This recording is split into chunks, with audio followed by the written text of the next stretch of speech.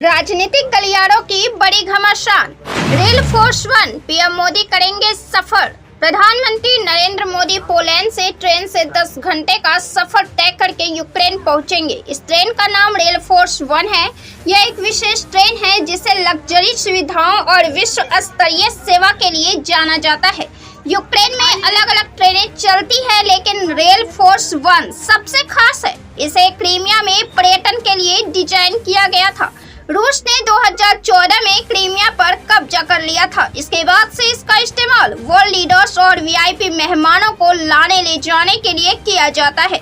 Rail force 1 में America के राष्ट्रपति जो बाइडेन, फ्रांस के राष्ट्रपति इमैनुअल मैक्रों, इटली के प्रधानमंत्री जॉर्जिया मेलोनी समेत कई नेता यात्रा कर चुके हैं।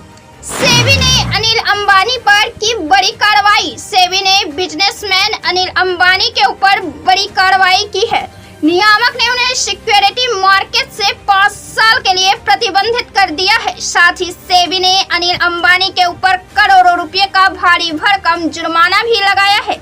सेबी ने 222 पन्नों के अपने अंतिम आदेश में कहा कि अनिल अंबानी ने रिलायंस होम फाइनेंस के प्रबंधकीय पदों पर तैनात लोगों की मदद लेकर फ्रॉड को अंजाम दिया। इस तरह उन लोगों ने मिलकर रिलायंस होम फाइनेंस के पैसों को इधर से उधर किया।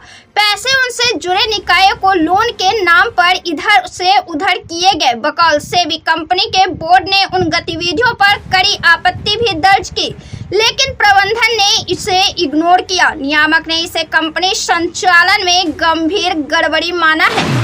विदेश मंत्रालय ने बांग्लादेश को दिया दो टूक जवाब। विदेश मंत्रालय ने इस बात से इनकार किया है कि भारत के कारण बांग्लादेश में बाढ़ आई है। मंत्रालय ने इन बातों को अफवाह करार दिया है। उसके इलाके में स्थित डैम को खोलने की वजह से बांग्लादेश में बाढ़ की स्थिति बनी है। एमई ने कहा कि दोनों देशों में बाढ़ एक साझा समस्या है। इससे दोनों तरफ की जनता को परेशानी झेलनी पड़ती है। भारत इस पूरे इलाके में नदी जल स्तर की निगरानी भी करता है और 21 अगस्त के बाद जिस तेजी से बारिश हुई है उसकी सूचना भी लगातार बांग्लादेश को दी जा रही है।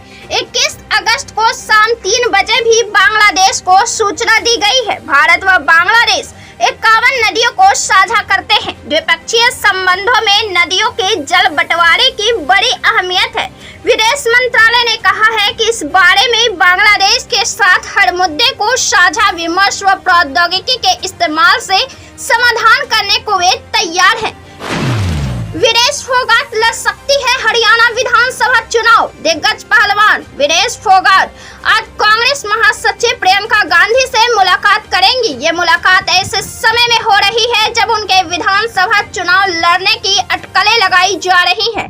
उन्होंने इससे पहले पूर्व सीएम और कांग्रेस नेता भूपेंद्र सिंह हुड्डा से मुलाकात की थी। भारत पोलैंड का 5 साल का एक्शन प्लान तैयार। प्रधानमंत्री नरेंद्र मोदी पोलैंड के 2 दिवसीय दौरे पर हैं।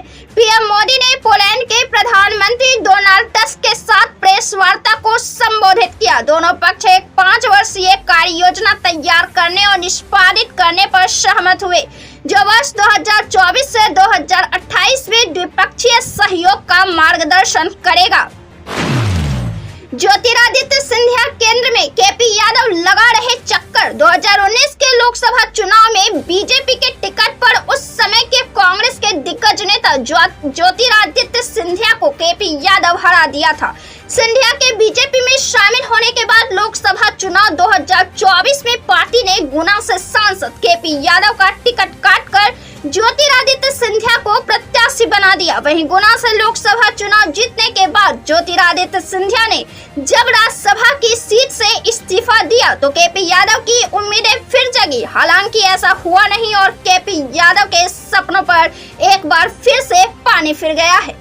25 अगस्त को होगा महाराष्ट्र में पीएम मोदी का भाषण। प्रधानमंत्री नरेंद्र मोदी की उपस्थिति में 25 अगस्त को जलगांव में राज्य स्तरीय लखपति दीदी महिला सम्मेलन आयोजित किया जाएगा। लोकसभा चुनाव में महाविकास आघाड़ी के अच्छे प्रदर्शन के बाद शरद पवार और उद्धव ठाकरे बार-बार एनडीए को चुनौती दे रहे हैं। ऐसे में मोदी के इस दौरे में ठाकरे और पवार पर निशाना साधने की संभावना है। विधानसभा चुनाव नजदीक है और एनडीए अपनी योजनाओं के जरिए मतदाताओं तक पहुंचने का प्रयास कर रही है। Anti black magic bill Gujarat में हुआ पारित। गुजरात विधानसभा में नरबली को समाप्त करने के लिए एक विधेयक पारित हुआ है। यह विधेयक सर्वसम्मति से पारित हुआ है। यह विधेयक अन्य अमानवीयकृत और काला जादू जैसी प्रथा को रोकने के खिलाफ भी है।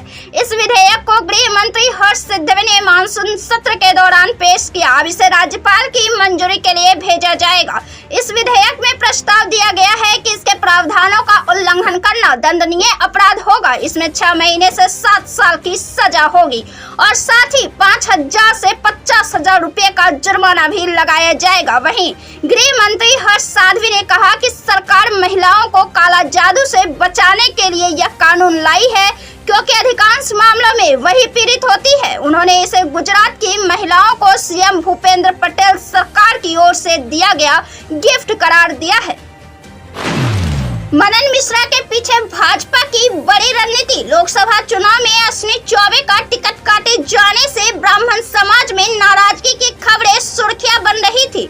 ब्राह्मण समाज का एक तबका दबे स्वर में बीजेपी आलाकमान के इस फैसले पर सवाल उठा रहा था। ऐसे में बीजेपी ने बड़ा सियासी दांव चलते हुए मनन मिश्रा को उस सदन भेजने का फैसला किया है, जिससे ब्राह्मण समाज को एक सियासी संदेश दिया जा सके। बिहार से आरजेडी के राज्यसभा सांसद मनोज झा पुरजोर और तार्किक तरीके से सदन में अपनी पार्टी का पक्ष रखते हैं। ऐसे में मनन मिश्रा का राज्यसभा जाना बीजेपी के लिए बौद्धिक मोर्चे पर फायदा का सौदा रहने वाला है।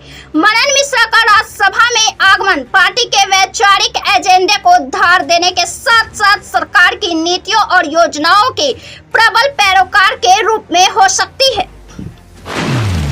जेल में डालने पर कौन बचाएगा? दिल्ली आम आदमी पार्टी के नेता मनीष सिसोदिया की पदयात्रा आज भी जारी है। इसी क्रम में उन्होंने त्रिनगर में पार्टी के नेताओं और कार्यकर्ताओं को बाबा साहेब डॉक्टर भीमराव आम्बेडकर के संविधान को दिखाते हुए बड़ा बयान दिया है। उन्होंने पार्टी के कार्यकर्ताओं से कहा है कि जब जब कोई तानाशाह आप पर अत्याचार करेगा, आपको जेल में डालेगा, तब तब आपको बाबा साहेब का संविधान बचाएगा। मुकेश सहनी हुए मजबूत। विकासशील इंसान पार्टी के कार्यालय में आयोजित एक मिलन समारोह में बिहार गडेरिया मोर्चा संगठन का वीआईपी में विलय हो गया है। मुकेश सहनी ने कहा, मैं भी गरीब परिवार से आता हूं और गरीबी का अनुभव किया है। अपने समाज के लोगों के कल्याण के लिए संघर्ष कर रहा हूं। जिन्हें मौका नहीं मिला है उसे मौका मिले, इसी सूत्र को लेकर आगे बढ़ रहा हूं। सभी लोगों को 2 वक्त की रोटी मिले, इसी को लक्ष्य बनाकर राजनीति कर रहा हूं।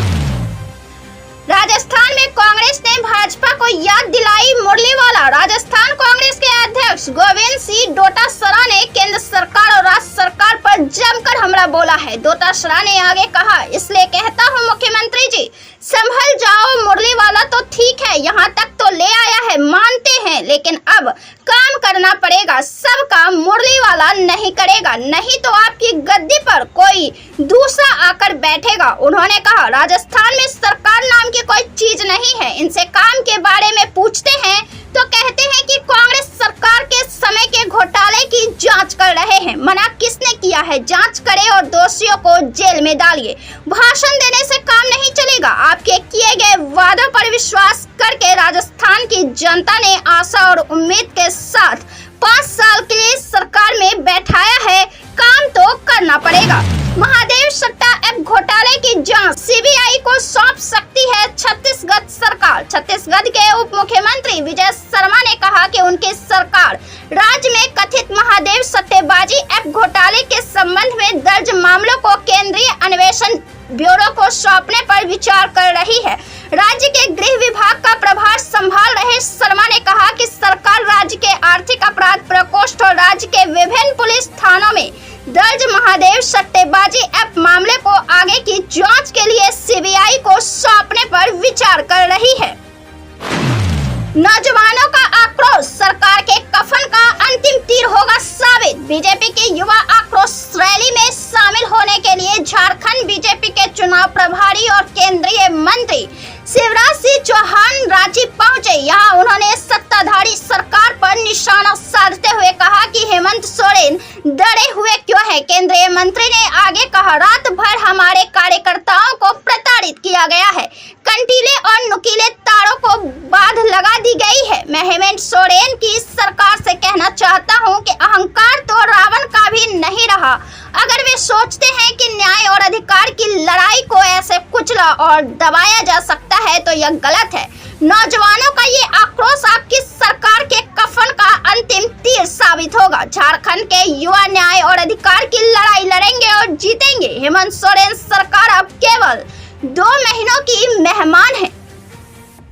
कंटीली तारों से गरमाई झारखंड की सियासत। अध्यक्ष बाबूलाल मरांडी रात कंटीली तारों का जायजा लेने के लिए मोराबादी मैदान में पहुंचे। इसके बाद एक्स पर पोस्ट कर उन्होंने लिखा कि युवाओं के आक्रोश को देखकर बुरी तरह घबरा चुकी हेमंत सरकार अब नीचता की हद पार कर चुकी है। हेमंत सोरेन चाहे लाख हथकंडे आजमा ले, लेकिन अपने हक और अधिकार के लिए आवाज उठाने वाले युवा शक्ति के आगे इस तानाशाही सरकार को झुकना ही होगा। न्याय और हक की इस लड़ाई में भारतीय जनता पार्टी युवाओं के साथ मजबूती से खड़ी है। राज्य सरकार की ओर से युवाओं को क्षति पहुंचाने के नापाक मंसूबे को भाजपा कभी सफल नहीं होने देगी। तो ऐसे ही तमाम पॉलिटिकल खबरों से जुड़े रहने के लिए देखते रहें प्रेस बिहार। वीडियो को लाइक करें, शेयर करें और चैनल को सब्सक्राइब जरूर से कर ले। बहुत बहुत धन्यवाद।